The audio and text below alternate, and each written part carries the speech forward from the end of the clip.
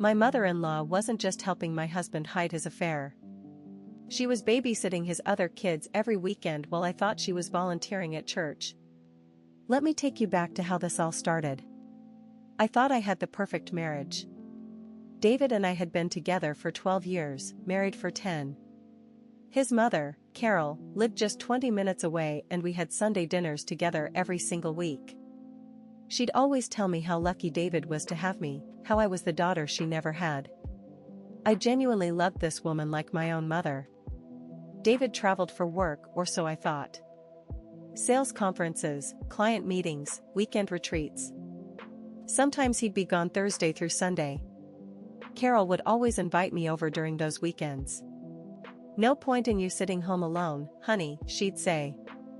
We'd watch movies, do puzzles, cook together. I thought I was so blessed to have such a caring mother-in-law. But looking back, there were signs I completely missed. Like how Carol always knew exactly when David was traveling before I even told her. Or how she'd sometimes slip and mention David being busy with the kids, then quickly correct herself to say busy with work stuff. I always thought it was just her getting confused. She was 68, after all. The strangest thing was her phone. Carol was terrible with technology, couldn't even send a text message properly. But sometimes her phone would buzz constantly during our weekend visits. She'd always excuse herself to another room to answer. When I'd ask who it was, she'd say, "Oh, just those telemarketers, you know how they are." Then there were David's credit card statements. I handled our finances, but David always insisted on checking the statements first for work expenses. Whenever I'd see random charges, children's clothing stores, toy shops, Chuck E. Cheese, he'd explain them away. Client gifts, he'd say, or charity donations for the office drive. The breaking point came on a rainy Saturday in October. David was supposed to be at a sales conference in Chicago. Carol had invited me over for our usual weekend hangout, but I was fighting a migraine and decided to stay home. Around 2 p.m., I realized I'd left my good earrings at Carol's house the weekend before. I drove over to grab them quickly. I had a spare key she'd given me years ago for emergencies. I let myself in quietly, not wanting to startle her if she was napping. That's when I heard it.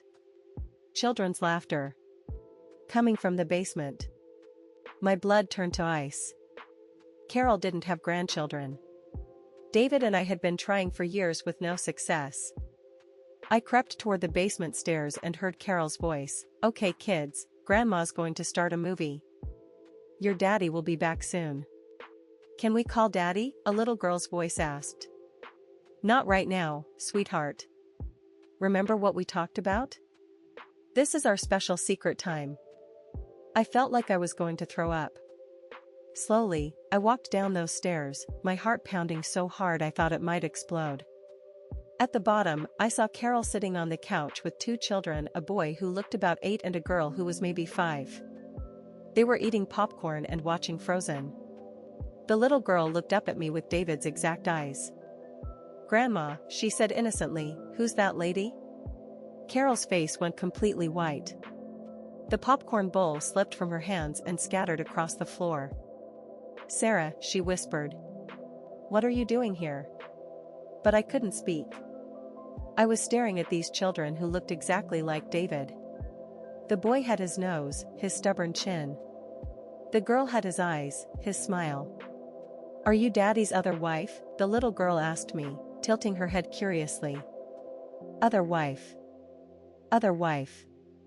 The words hit me like a sledgehammer. I ran.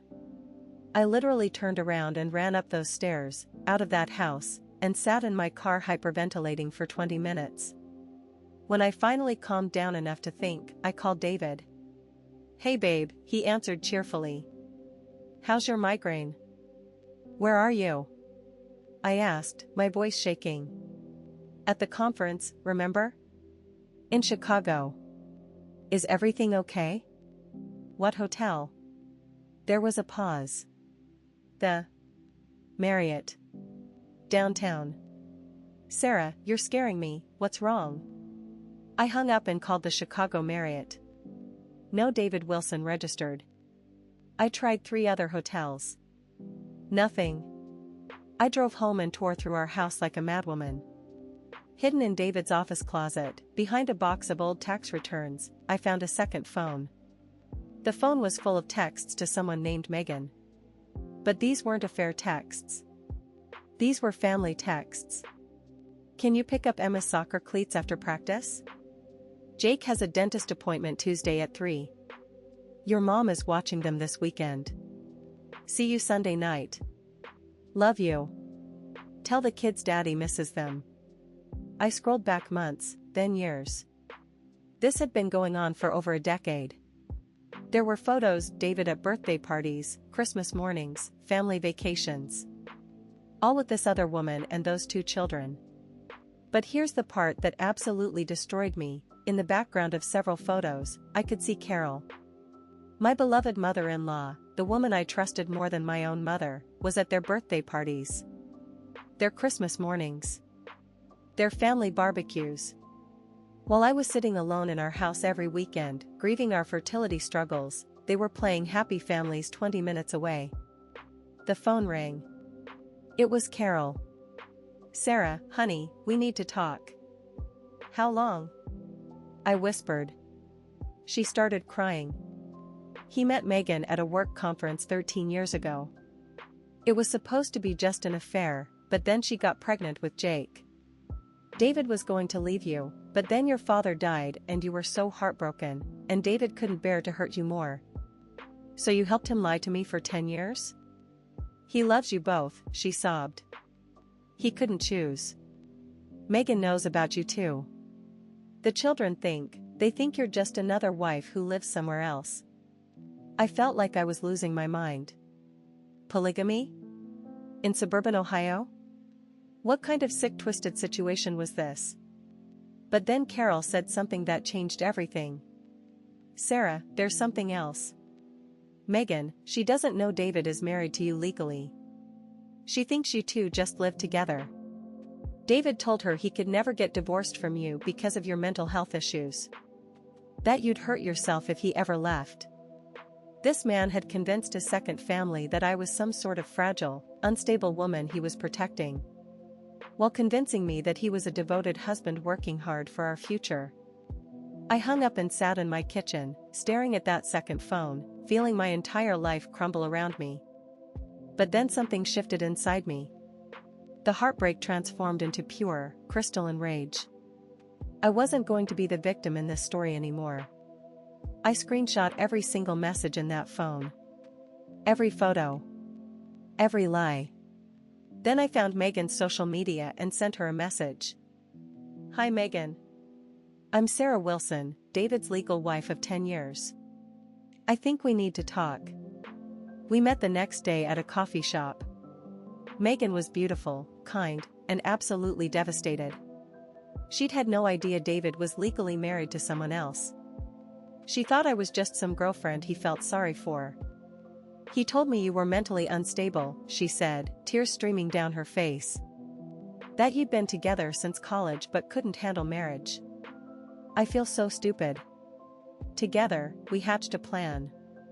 That Sunday, David came home from his work conference with flowers and apologies for being out of touch.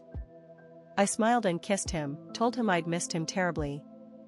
Your mom invited us for dinner, I said sweetly. She's making your favorite pot roast. David's face flickered, just for a second, but he recovered. Sounds great. We arrived at Carol's at 5 p.m. sharp.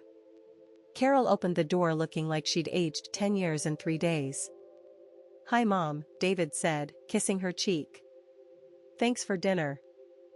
Actually, I said, I thought we'd have dinner with your other family instead. I opened the door wider, and Megan walked in, holding Jake and Emma's hands. The look on David's face was something I'll remember forever. Pure, absolute terror.